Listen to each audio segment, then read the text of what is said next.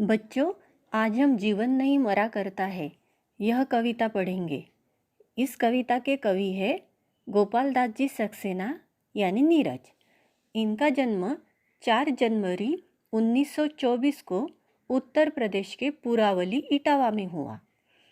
इनकी बादर बरस गयो, नीरज रचनावली, नीरज की गीतिकाएँ, दर्द दिया है, यह रचनाएँ हैं। पद्मभूषण गोपाल दास सक्सेना यानी नीरज जी कवि सम्मेलनों के मंचों पर काव्यवाचक एवं विख्यात गीतकार है। इस कविता में कवि ने विविध उदाहरणों के माध्यम से जीवन की समस्याओं और इनके शाश्वतता की ओर संकेत किया है। यहाँ पर प्रश्न है, यदि सूर्य प्रकाश न होता तो इन पर क्या प्रभाव पड़ता। पहले वनस्पति सूर्य प्रकाश में ही अपना भोजन बनाते हैं। अगर सूर्य प्रकाश नहीं होगा तो पृथ्वी पर वनस्पति का नामो निशान भी नहीं होगा। दूसरा, पशु पक्षी। सभी पशु और पक्षी किसी न किसी रूप में वनस्पति पर आश्रित होते हैं।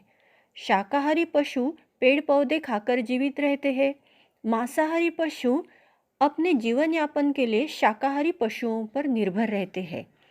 अगर सूर्य प्रकाश न होता तो पृथ्वी पर पशु पक्षी भी नहीं होते। मानव, यदि सूर्य प्रकाश नहीं होता तो पृथ्वी पर मानव का अस्तित्व भी संभव नहीं होता। मनुष्य अपनी दैनिक आवश्यकताओं के लिए पूरी तरह से वनस्पति पर निर्भर करता है। अंत में हम यह कह सकते हैं कि यदि सूर्य प्रकाश न होता तो इस पृथ्वी पर जीवन ही संभव नहीं होता। अब यह कविता मैं आपको गाकर सुनाती हूँ। छिप छिप अश्रु बहाने वालों, मोती व्यर्थ लुटाने वालों, कुछ सपनों के मर जाने से जीवन नहीं मरा करता है। माला बिखर गई तो क्या है, खुद ही हल हो गई समस्या। आंसू गर नीलाम हुए तो समझो पूरी हुई तपस्या।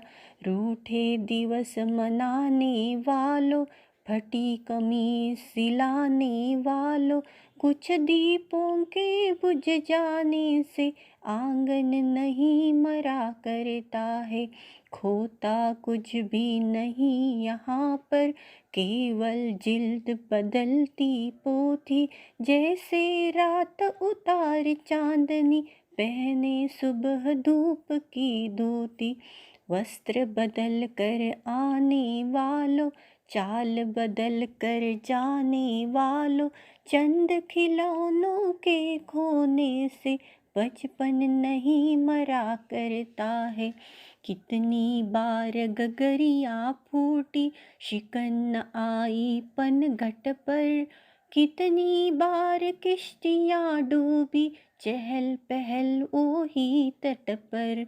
दम की उम्र बढ़ाने वालों, लौ की आयु घटाने वालों, लाख करे पतझर कोशिश पर उपवन नहीं मरा करता है।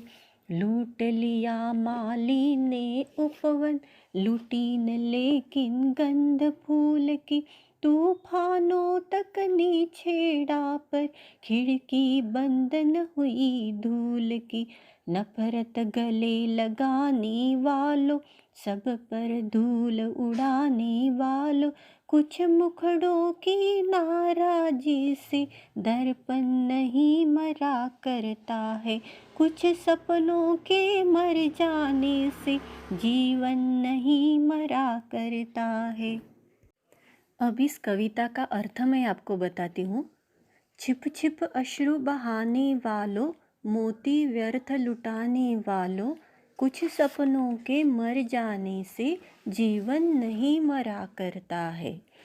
जीवन की समस्याओं से निराश होने वालों को कवि कहते हैं कि यदि हमारा कोई सपना पूरा न हो पाए तो हमें छिपकर रोना नहीं चाहिए, क्योंकि हमारे कुछ सपने पूरे नहीं हो सके तो इसका अर्थ यह नहीं कि हमारा जीवन ही समाप्त हो गया। माला बिखर गई तो क्या है, खुद ही हल हो गई समस्या। आंसू गर नीलाम हुए तो समझो पूरी हुई तपस्या। माला यदि टूटकर बिखर गई तो चिंता नहीं करनी चाहिए। यदि हमारे आंसुओं पर लोगों का ध्यान गया तो हमारी तपस्या पूरी हो गई, यह समझना चाहिए। रूठे दिवस मनाने वालों, फटी कमीज सिलाने वालों, कुछ दीपों के बुझ जाने से आंगन नहीं मरा करता है। परिस्थितियों से हारकर रूठना समस्या का हल नहीं होता। यदि कमीज फट जाए तो उसे सिला लेना पड़ता है, क्योंकि आंगन में जलते हुए दीपों से अगर कुछ दीप बुझ भी गए तो आंगन में अंधियारा नहीं होता, बाकी दीप आंगन में अपना प्रकाश फैलाते हैं। खोता कुछ भी नहीं यहाँ पर, केवल जिल्द बदलती पोथी, जैसे रात उतार चांदनी, पहने सुबह धूप की धोती। जिल्द मतलब पुस्तक का बाह्य आवरण। इस दुनिया में कुछ भी समाप्त नहीं होता, केवल उसका रूप बदलता है।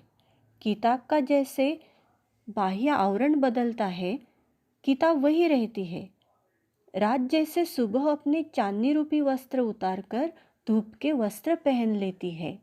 वस्त्र बदलकर आने वालों, चाल बदलकर जाने वालों, चंद खिलौनों के खोने से बचपन नहीं मरा करता है। बचपन में खेलते समय कुछ खिलौने टूट जाते हैं, कुछ खो जाते हैं, परंतु बच्चों के आनंद पर कोई असर नहीं होता। कितनी बार गगरियाँ फूटी, शिकन न आई पनघट पर, कितनी बार किश्तियाँ डूबी, चहल पहल वो ही है तट पर।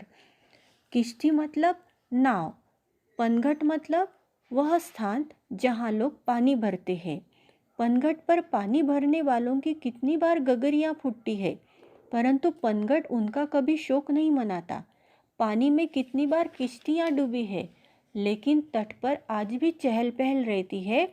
डूबने के डर से कोई तट पर जाना नहीं छोड़ता। तम की उम्र बढ़ाने वालों, लव की आयु घटाने वालों, लाख करे पतझर कोशिश पर, उपवन नहीं मरा करता है। पतझर मतलब पत्ते झरने की ऋतु, और तम मतलब अंधकार।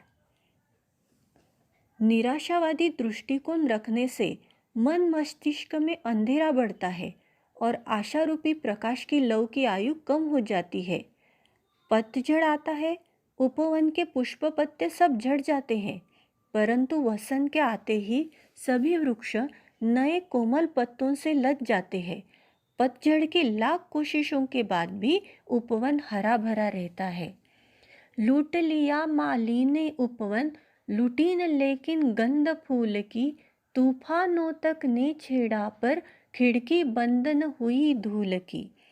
माली प्रतिदिन उपवन के सभी फूलों को तोड़ लेता है, लेकिन वह वहाँ फैली सुगंध नहीं लूट सकता। तूफान आते रहते हैं, परंतु सुगंध के स्रोत का वे कुछ नहीं बिगाड़ सकते। नफरत गले लगाने वालों, सब पर धूल उड़ाने वालों, कुछ मुखड़ों की नाराजी से दर्पण नहीं मरा करता है। कुछ लोग सदा नफरत का भाव मन में लिए रहते हैं। ऐसे लोगों का काम होता है हर समय दूसरों की निंदा करना, लेकिन ये लोग भूल जाते हैं कि दर्पण का काम होता है केवल सच्चाई दिखाना। तो मैंने आपको इस कविता का अर्थ समझा दिया है। आपने यह कविता गाकर देखनी है घर पे एक बार।